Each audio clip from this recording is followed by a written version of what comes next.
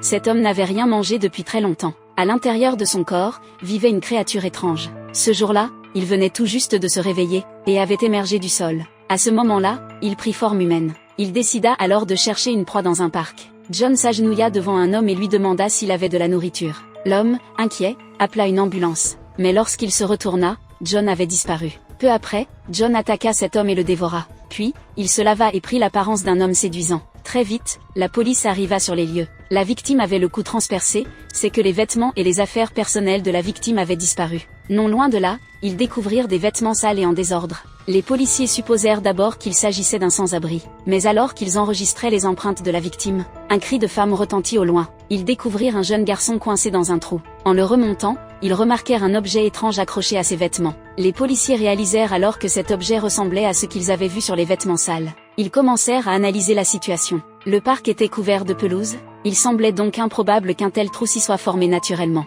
Ils en conclurent que quelqu'un l'avait creusé intentionnellement. Mais un détail demeurait incompréhensible. Aucune trace de terre retournée n'était visible à la surface, et seuls des résidus de terre meuble se trouvaient autour du trou. Cela les amena à penser qu'un individu avait émergé de la terre depuis l'intérieur de cette cavité. Les enquêteurs se mirent alors à consulter d'anciens ouvrages, et finirent par trouver des écrits décrivant une étrange créature. Cette entité n'apparaissait que tous les 5 ans, et lorsqu'elle surgissait, elle était affamée, et partait à la recherche de nourriture de manière frénétique pendant une journée entière. Pendant ce temps, John était arrivé dans un bar. Il fixait intensément une femme nommée Lucy. Un homme à ses côtés remarqua ce regard oppressant, et, mal à l'aise, décida de confronter John. Il lui demanda de s'éloigner de Lucy.